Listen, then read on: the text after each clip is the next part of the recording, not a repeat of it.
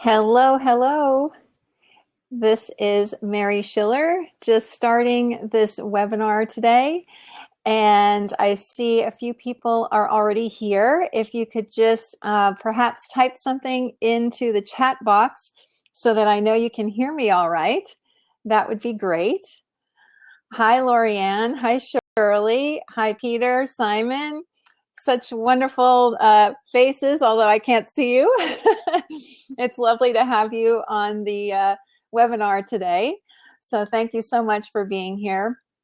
And before I go much further, let me introduce myself for those of you who are new. Hi, Gavin. Thank you.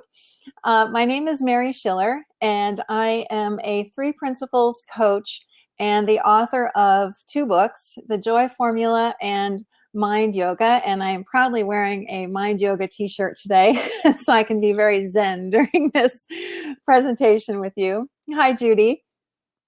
And this talk today is all about if you are stuck in an intellectual understanding of the 3 principles and you really want to get unstuck. You feel like something is missing and you want to get whatever that is for you. Hi, Kathy. Thank you. I appreciate the compliment on the shirt. So as you figured out, you can type a message in the chat box at any time and I will see that. And if you have a specific question for me, you can type it into the question box down below the screen and I will get an alert that it's there so I don't miss it. So before I get started, I just want to say that if you are feeling like you are stuck in an intellectual understanding of the 3 principles, you are not alone. It's probably one of the most common things that I hear from people who want to talk to me is they feel like, you know, they have an understanding of what the 3 principles are and kind of what they point to, but they haven't really been able to feel the principles. They haven't been able to kind of see the principles at work in their life on a deeper level. And I really understand that because I think that in some ways I was fortunate in that I seem to have an experience of fairly deep understanding early on. But I've certainly had periods over the last couple of years when it seemed like I was just all up in my head about it and I was searching for that deeper feeling again. But I think during this talk, we will be able to address this in a way that really makes sense to you. So I'd like to start with asking you a question, and if you wouldn't mind typing your response in the chat box, that would be really, really helpful to me. So if you feel like you are stuck in this in an intellectual understanding of these 3 principles, what does that feel like to you? What does it feel like is missing for you in this? So I'll just pause and let you respond to that. What's missing?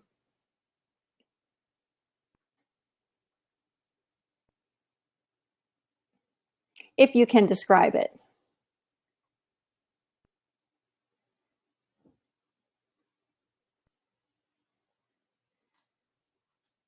This is the pregnant pause, as it's called. Peter says, being on the outside looking in.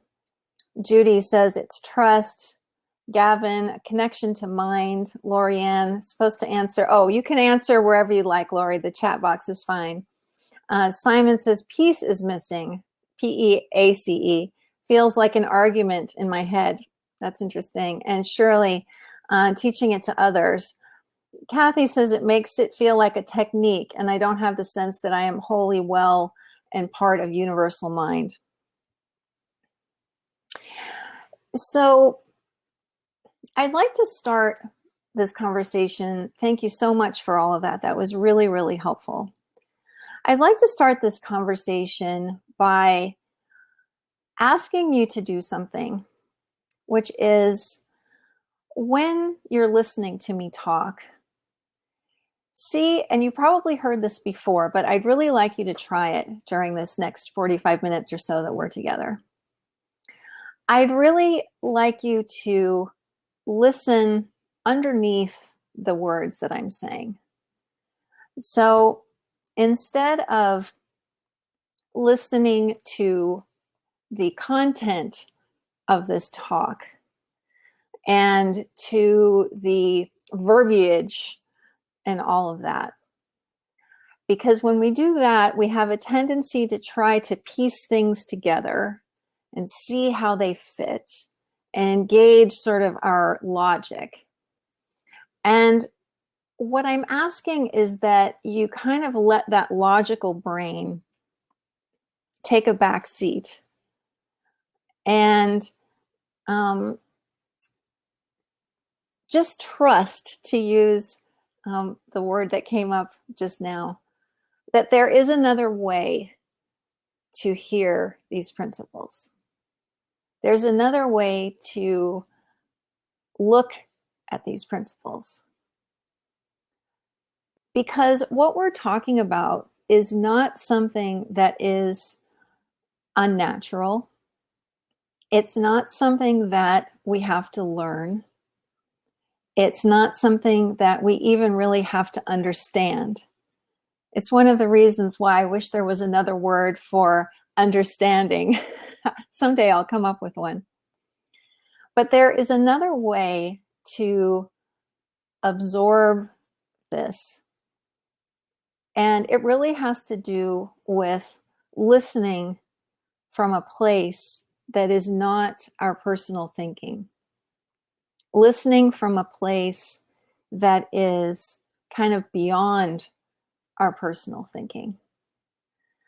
And I think what happened for me, I can use myself as an example, is that when I first came across these principles in 2014, the first little bit of time that I had with them, I found myself trying to put them into context with things that I already knew. I remember comparing them to, the power of positive thinking, for example. I remember comparing them to some of the tools and techniques that I had been using for several years to try to cope with my own stress levels.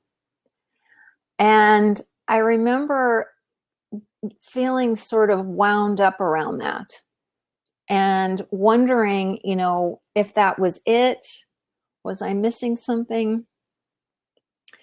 And then at some point, I heard something. This was when I was listening to Michael Neill's book, The Inside Out Revolution. I heard something that allowed me to just drop out of my head and into my heart. And what I find is that in our culture, we are so conditioned to using our intellect to try to understand something. We're so accustomed to doing compare and contrast, pros and cons, for and against, and looking at charts and graphs and all of that, that we forget that we have something that is even more trustworthy than our intellect. And that is, to use one of Sydney Banks's terms, mind. Because much more, at least to me, much more than our intellect, much more than the sort of staticky personal thinking that's going on all day, we are in something else. We are in this space of infinite intelligence. Intelligence, not intellect. And the only reason that seems foreign to us sometimes is because we're just not accustomed to that feeling.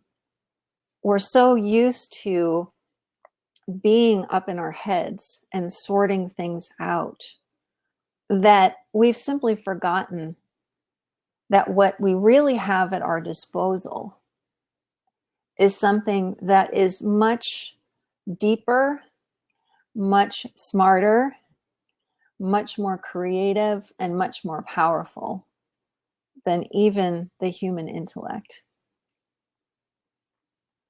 So I'm going to pause there for just a moment and ask you another question, which is, if you have, like Lori says, she doesn't feel she gets it at a deep enough level to fully explain it to other people, where have you been looking for this deeper feeling?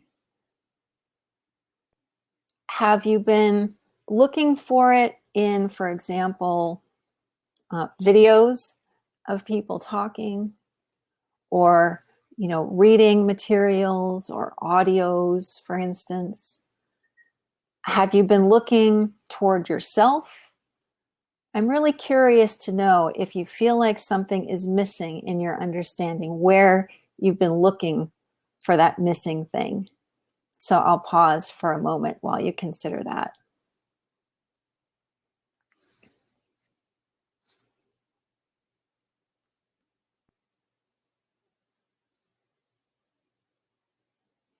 Lori Ann says, all of those for myself, trying to settle down and listen to an inkling or a gut feeling. Mm-hmm.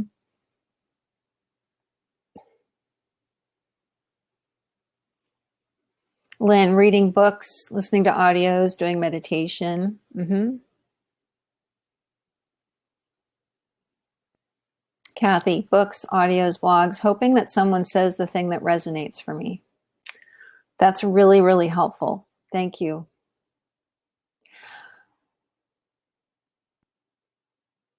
Simon, I think when I feel it's from my heart, when I don't get it's in my head, and that comes from audio. Yes, listening for the thing. I really understand, I think, books and audios, Peter says, and Lori says, me too. I really understand what it's like to be searching. Sorry, I'm getting a little bit emotional. I really understand that feeling of not having something that it looks like other people have. I spent, thank you, Simon. Yes, that's true. I spent many years of my life searching for the thing, as Lynn just said, looking to other people, looking for anything really that I could grasp onto that I thought would get me to that place, that would take me toward the peace that I wanted so much for myself, the deeper sense of what life was all about. Phyllis agrees. I, at some points, really thought that it would never happen. I felt like I had done all the work in quotes, that I was supposed to be doing. I felt like I had read all the books, done all the techniques, invested time in myself and in my well-being. And I just couldn't find it. And Judy says, everywhere except really within. And that's kind of where I'm going, because I don't think I understood two things. One, I don't think I understood that I already had what I was looking for, because my life experience didn't reveal that to me. Simon says, I nearly fell for someone offering to fix me for £1,000 today. I spent way more than that, Simon, because I fundamentally didn't get that I could look within. I thought, and didn't just think, I really believed that it was not safe to look inside myself, because I thought there was something wrong with me. I thought I was broken. I thought that at my core, there was some big hole that had been put into me, and I was never going to be able to really heal that. And so what was the point of looking inside myself? Because it didn't seem like the answer could possibly be there. How could the answer possibly be there if I was so busy and so consumed with looking outside myself and looking to other people and listening to gurus, for lack of a better word, and all of these people who seem to have the thing that I wanted. It was because I didn't know back then that what I was looking for, I already had. So that was one thing. And second of all, I look back now and I had absolutely no idea how to even look inside myself for the answers I was seeking.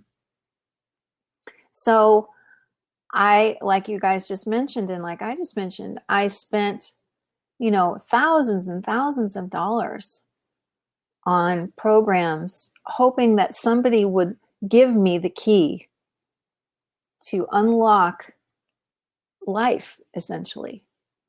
Something that would unlock this door that was keeping me from peace.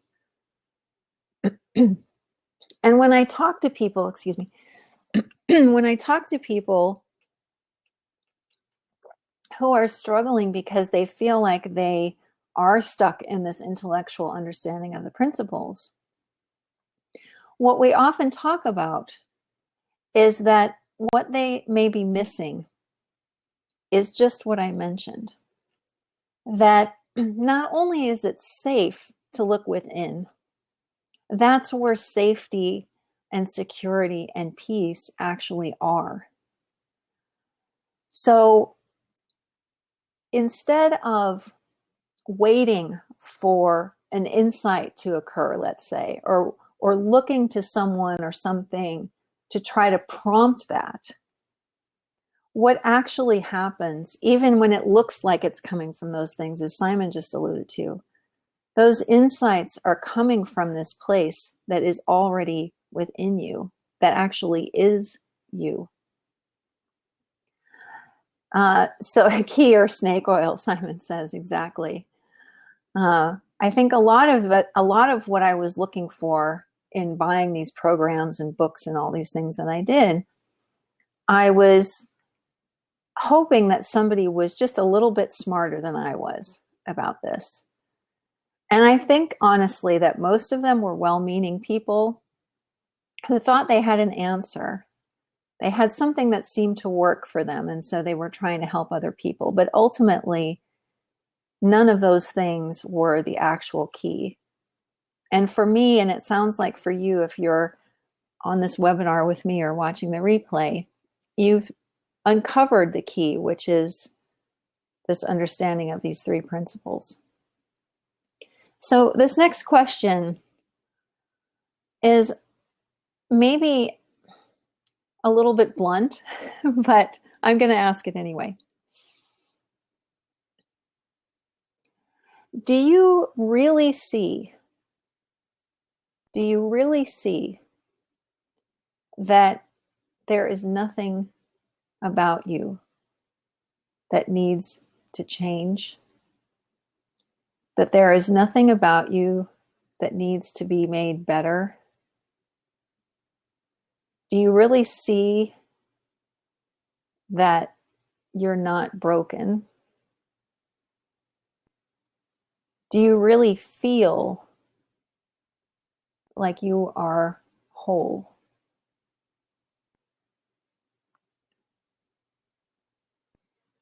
Lynn says, no, thank you for being so honest, Lynn. It seems like every area of my life needs to change. Judy says, sadly, no. Mm-hmm.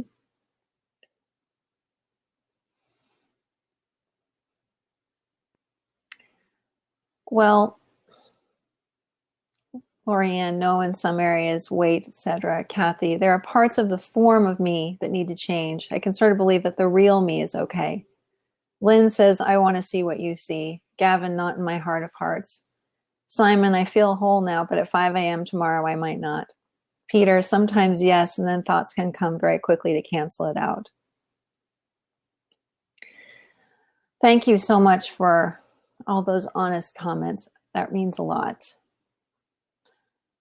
And I think if I could get one thing across in this talk today, it would be this, that No matter how you see yourself, no matter how you see yourself, you are still whole. You are still unbroken. You are still not in need of any repairs. So even if you wake up tomorrow morning and see yourself as having a litany of flaws, in many ways, that matters not at all, because it doesn't change the fact. It doesn't change the truth with a capital T, which is that no matter what thoughts we have about ourselves or about anything in our life, it doesn't affect who we really are. When I saw that for myself, you may have heard me say this before, but when I saw that for myself, it was as if speaking of snakes, it was as if I had shed a skin that I'd been wearing for a long time that was itchy and not very comfortable. And I realized that my personal thinking was immaterial. It had nothing to do with me. And not only that, the events of my life that I had experienced had nothing to do with me. The circumstances under which I'm living have nothing to do with me. How much I weigh, how much money I have, what kind of work I do, where I live, what I eat, none of that has anything to do with who we really are. If you feel like you're stuck in your exploration of these principles and they don't seem quite real, it's because this, in my opinion, is the missing piece. Lynn says, but all my life I've been taught my life is the result of my thinking and choices, and I'm responsible. That's a really insightful comment, because I see responsibility in a very different way now. And I think that this might help if any of you are in that frame of mind too. I used to look at my life as basically a series of errors in judgment. And it's why, like I said earlier, I didn't know if I could trust myself, if I could look inside myself, because it seemed like I wasn't trustworthy. And Simon says the person who wanted him to spend all that money told him the same thing. Paul has the point that I'm making, which is we did the best we could with what we knew at the time. And now that makes much more sense to me, because I can look back on the decisions that I've made and the choices I've made, to use your word, Lynn, and I can see that they were based on whatever thinking I had going on in my head at the time. That's all any of us are ever doing. We're responding to whatever thoughts we have at the time. What's fortunate about this is that when we have this understanding of the principles, we're much more able to kind of recognize when our thinking might be leading us astray, when it might be unhelpful. If we're having some kind of distressed feeling, stressful feeling, or feeling upset or frustrated or any of those things, we know that we can just sort of stop, take a time out, and wait for that feeling to pass by and for new thought to come in. But at the same time, what seems to be missing for a lot of people is what happens after that. What happens after I stop listening to my thinking? Where am I then? Phyllis says, I'm so stuck in my thinking that my blood pressure is sky high. Feel like I'm on a hamster wheel, like I know nothing. And the reason why we have states like that, Phyllis, you're not alone. A lot of people feel like that, is because we believe that what we think and what we see around us, including our physical selves, is actually who we are. That is where I was before I came across these principles. I thought that my life circumstances, all the choices I'd made, all the traumatic, stressful thinking I had, I thought that that was all me. Judy, it seems like I don't like the person I think I am. So busy judging and beating up on myself. Exactly. I did the same thing over and over and over again. And what I saw, and what I would love to try to communicate with you, is that it didn't matter at all what I thought about myself, what I had designed as the Mary who was walking around in this world.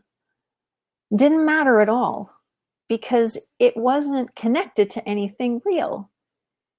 It was thought created version of Mary. Hi, Amir. I hope I'm pronouncing that right. Find it hard to just sit with the stressful thinking, allow it to move on by itself. I feel I have to do something to make myself feel better. End up engaging in bad habits that I know are destructive to me. I did the exact same thing. Exact same thing. I didn't understand that if I just allowed my beautiful system to work as it was designed to work, that it would bring me back to the feeling that's always there, because it's always there, even when it doesn't look like it is. The beautiful feeling that we're all looking for, which is why we're talking together today, whether we know it or not, is actually who we are, our true selves. And somebody, I can't remember who said this, so I apologize if they're watching or whatever, but somebody said something recently that was like, I would hate to get to the end of a wonderful life and realize I missed it. And that's really what is driving me to host calls like this and keep talking with people, because I don't want you to miss the wonderful life that you already are. Not just that you have, but that you are.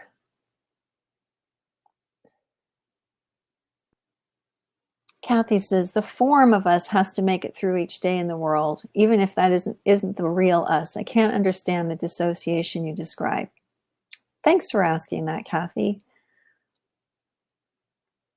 So I can give you an example, a very, very recent example of a way I was able to see, excuse me, what you just asked. So as I'm talking to you, we are waiting to hear how my father-in-law is doing. We're in New York and he is in California. And we know he's not well. My husband was back there recently to see him.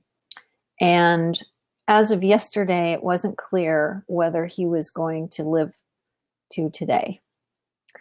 And so we're kind of on pins and needles today. We haven't heard anything yet, kind of waiting for the phone to ring, if you know that feeling. And so I found myself in this place of having all those normal human feelings of a little fear, sadness, some grief coming in now and then, and all those things that people generally go through when they know that a loved one is about to die. At the same time, I've also experienced an incredible feeling of peace and calm and beauty while all of that emotion is sort of swirling around in my human form.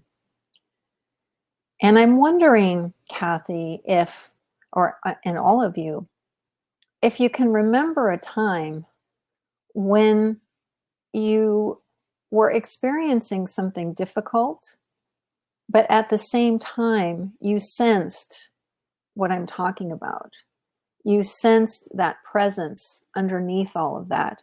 Perhaps it was a situation where other people around you were very stressed and worried, and you had some of that, but you were able to make decisions you needed to make and do things that you needed to do. Can anyone relate to that experience?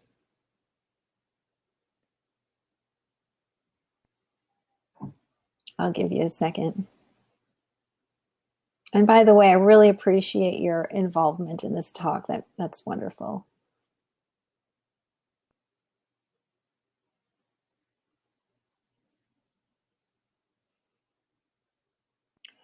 Because, Shirley, yes, oh, when your boyfriend was killed, you were in a place of peace and stillness. Gosh.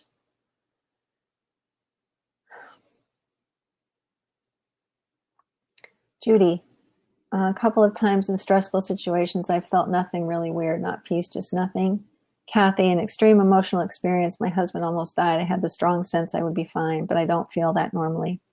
Shirley says you didn't understand it back then. That feeling of peace and stillness is what we are. I was going to say who we are, but it feels more like a what. Simon, I lost my best friend 16 years ago and was gutted, but I had the best night's sleep ever. There was nothing I could do. Stop worrying about business, higher perspective. All of what you're describing, that feeling of peace and stillness, that even that higher perspective, that sort of lifting up feeling instead of the dragging down feeling, that is what we are made of. Lynn says she's had a diagnosis she didn't care for, and you had a sense there's another answer.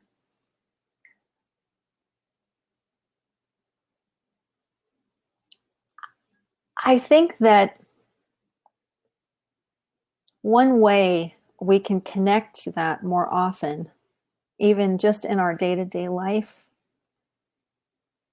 is simply remembering, just remembering who we actually are and what we actually are. Is that sense wisdom?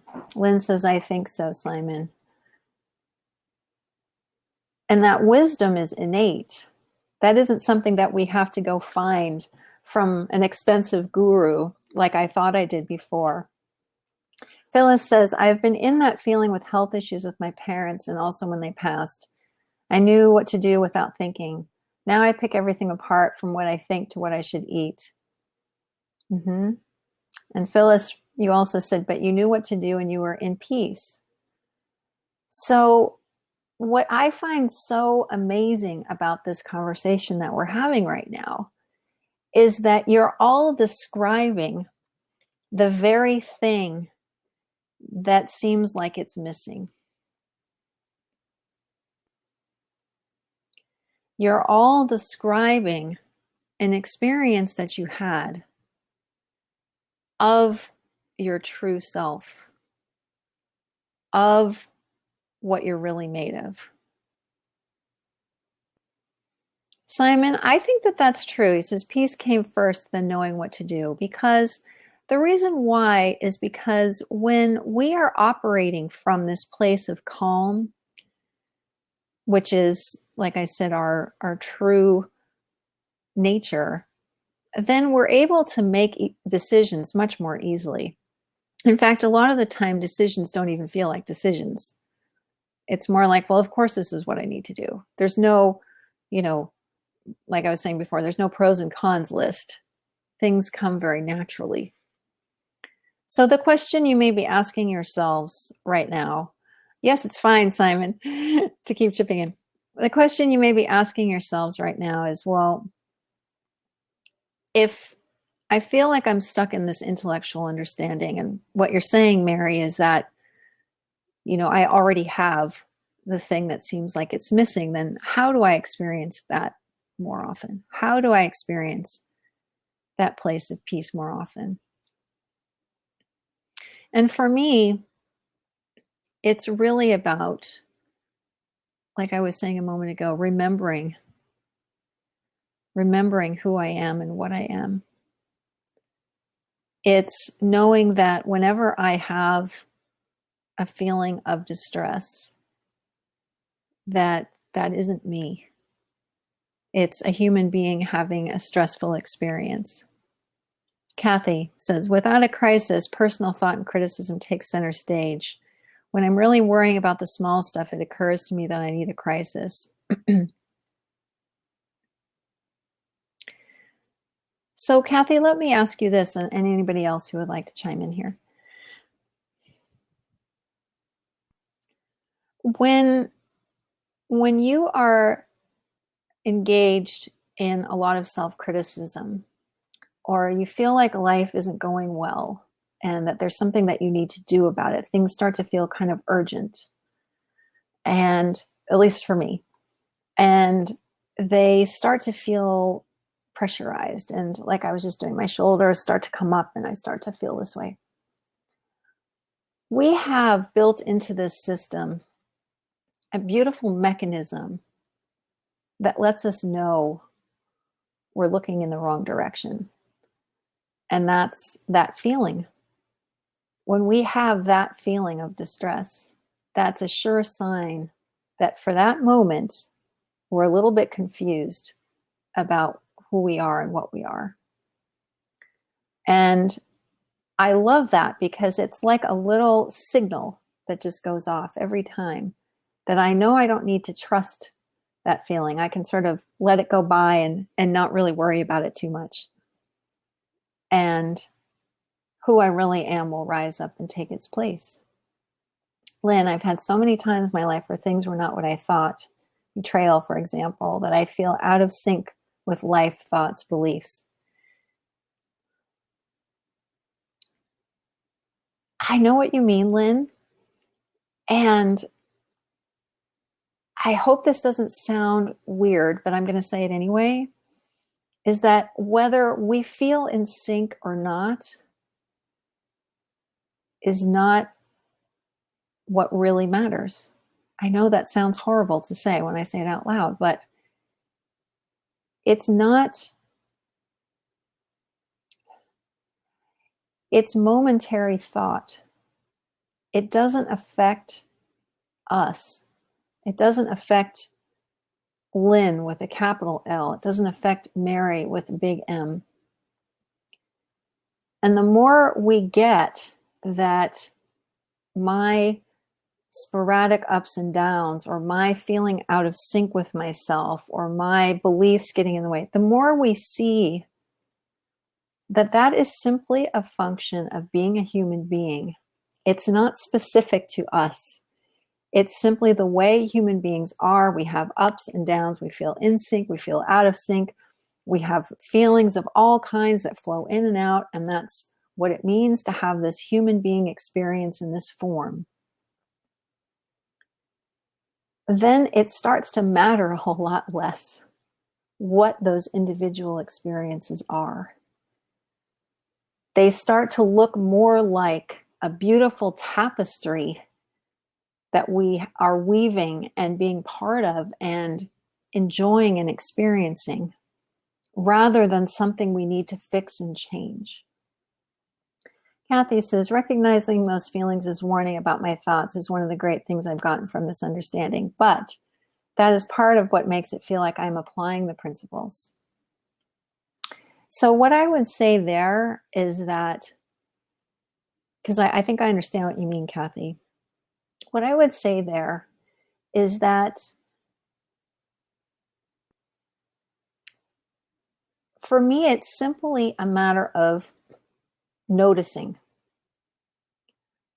of more of an awareness, more of my eyes being open and seeing, or my ears being open and hearing,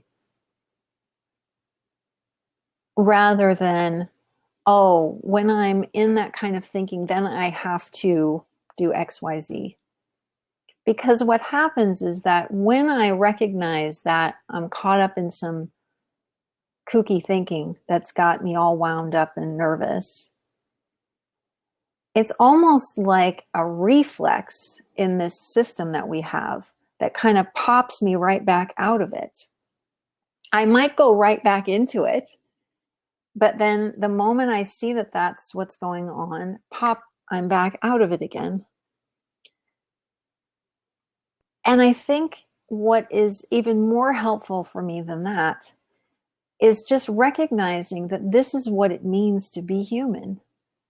This is the human being experience. Lorianne says, for me, it's about choosing not to engage a thought or feeling as much, not taking it as real or the truth, capital T. Just one thought in one moment, no more and no less. Another one is coming along in the next moment. That's what I'm driving at, is that our experience is happening moment to moment via thought and consciousness working together. It's accepting that that's what being a human being is like, that we have this experience that can sometimes be painful and sometimes be joyful, but there's nothing about it that needs to be corrected.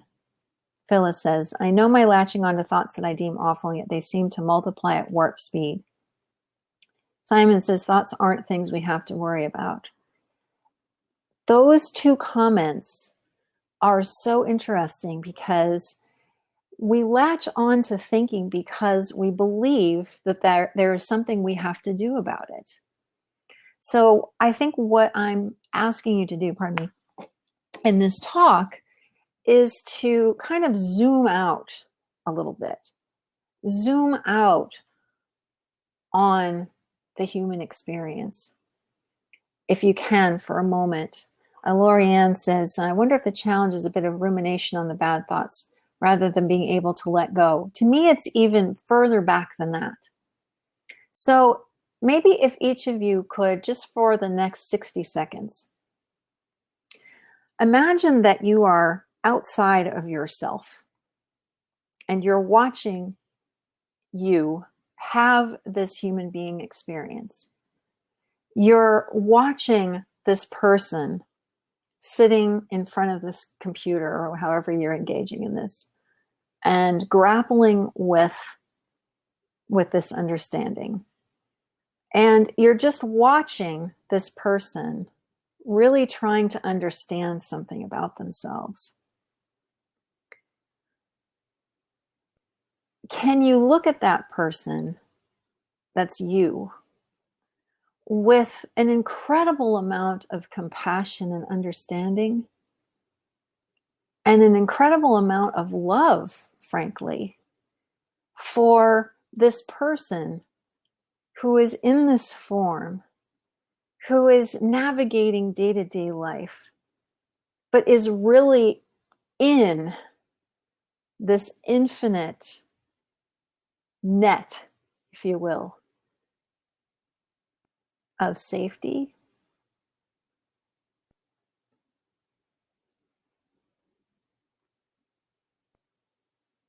just going to pause there for a second.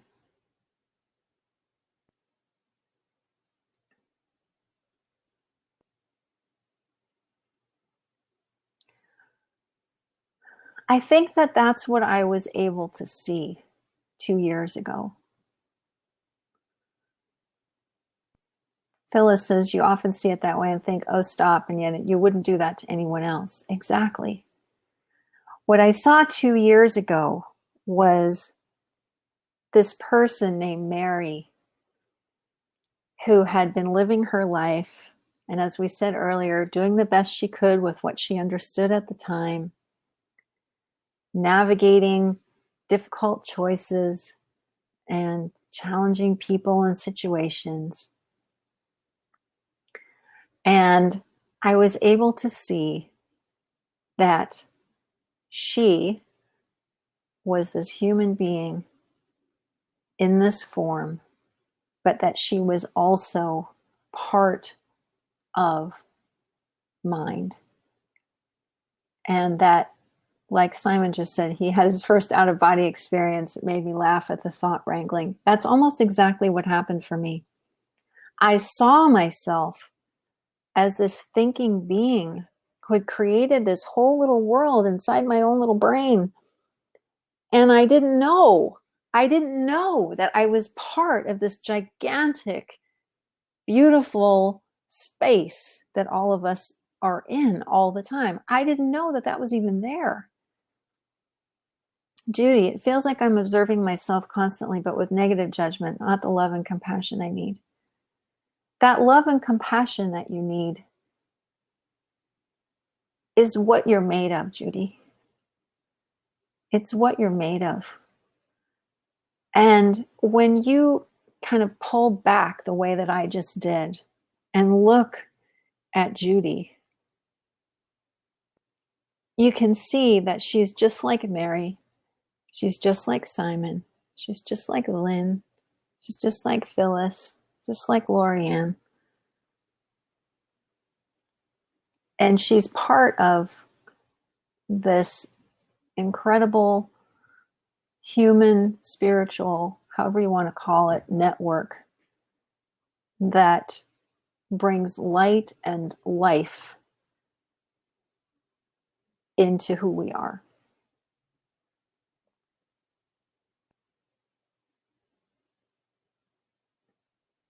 So perhaps instead of sort of accusing oneself of being stuck in an intellectual understanding of the principles, perhaps instead of that, you can say, you know, this is how it looks to me right now. And I know where I really am. I'm just not feeling it right now. And that's all right.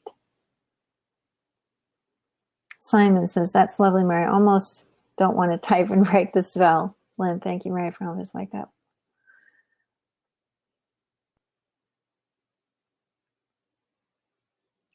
So I have a couple of things to say here before I leave you today. First of all, well, maybe three things. First of all is your honesty and openness and sharing was truly inspirational to me today. And I do not take it lightly because I know it's really hard to admit how things look to us. And as Phyllis says, the voice inside says, yeah, but, you know, I think the key there is knowing that the voice is not us. The voice is simply momentary thinking that doesn't hold within it that truth we were talking about. Because that truth is so much bigger than these little specks of thought that go through our minds.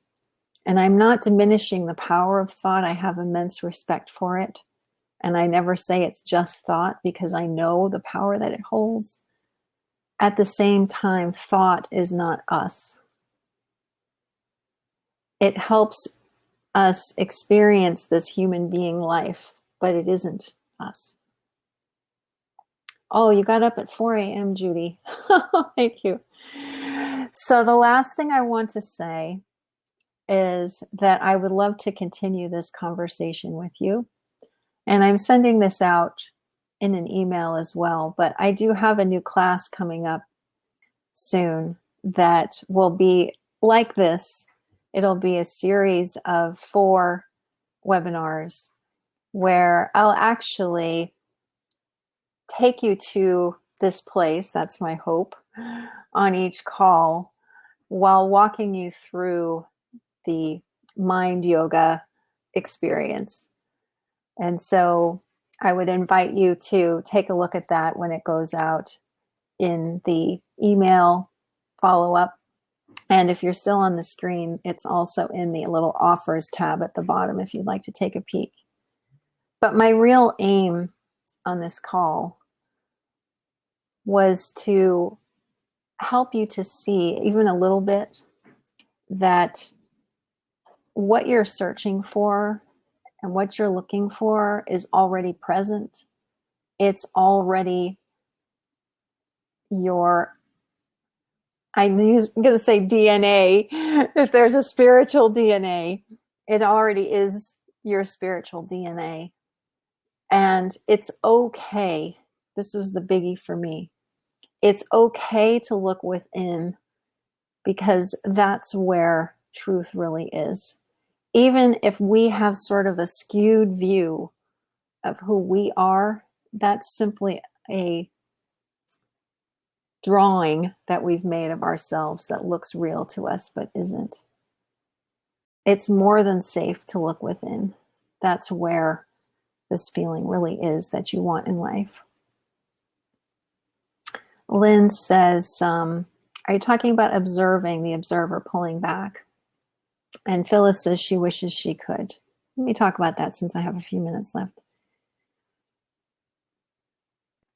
I like that phrase, observing the observer. I think Eckhart Tolle talks about that in a couple of his books, if not more, where we can, if we can see that we think, then who is doing the seeing? Who is that? That can't be the same being that's doing the thinking, right? It doesn't make logical sense that way. It has to be that we, capital W, are somehow both connected to and outside of that. And so when I asked you to recall an experience where you felt that sense of calm while also kind of being in perhaps a state of distress or grief or fear, it's because while they're separate in a one sense and that we can observe, they're also inextricably together. We are both this beautiful, spacious, secure, free being, and we are this human one. And as a human having this human experience, the more we can see ourselves as both, the more we can kind of let go of the judgment about the human experience part, the more we can experience this rich truth. I think we can get very caught up in the idea that the surface of our life has to look a certain way or has to be a certain way, or you know, we have to look a certain way or be a certain way. And that's what can often kind of derail us. And what I'm suggesting is step back and then step back again and step back again and watch the human being there and just see the beauty in that.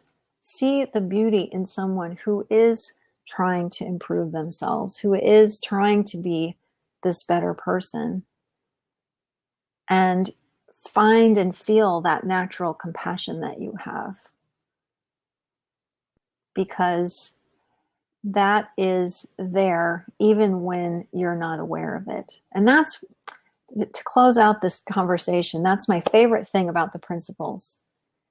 My absolute favorite thing about the principles is that they are true even when I don't know it, even when I can't see it, when I can't feel it, when I'm not experiencing them. I still know that they are there, they are true, they are working. So even in times when I am really stuck in my intellect and really up in my thinking, somewhere in the back of my mind, I know where I am. Even when it doesn't look like it, I still know where I am. Just like I know that I am sitting in this chair because gravity is keeping me here. In the same way, I know, even when it feels like I'm all up in here, that the principles, especially the principle of mind, is keeping me down here, and I'm just not feeling it right then.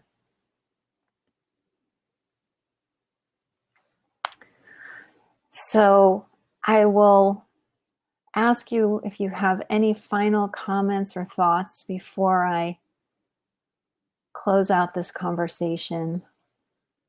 And again, I want to thank you so much for being here and for being willing to listen and look in a new direction, and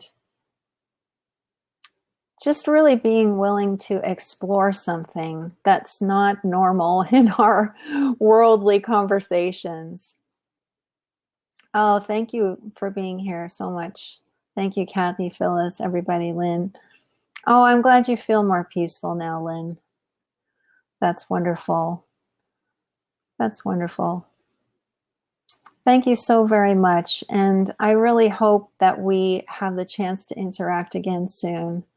I will continue to offer these free talks as well as some classes, as I mentioned. And I really hope to see you there, because we can go into even more depth and really have an amazing time together. I'm sure of that. Thank you, Peter. Thank you, Simon. I love you guys. Thank you, Paul. Oh, what does Paul say? Let me check on it. We're trying to intellectualize and understand, but listening to our heart. Yes. Listening to this heart inside. That's where the answers are. And luckily, that's not going anywhere. Thank you, everybody. I'm going to sign off. And please feel free to email me anytime if you have any questions about anything. You know where to find me. And I think some of you are also in the Mind Yoga Spa Facebook group, so I can continue the conversation there as well. Thank you so much. Hi, Monica. Phyllis, I want to address Phyllis's comment. Sometimes it doesn't say anything. You know, Phyllis, I find that the heart is often quiet and the mind is busy. And it's more often than not that when I'm feeling that quiet, that's when my heart is speaking. If that makes sense. Thank you. I'll talk to you again soon. Bye-bye, everybody. Thanks so much for being here. And enjoy the replay if you're watching that as well. Thank you. Bye, Peter.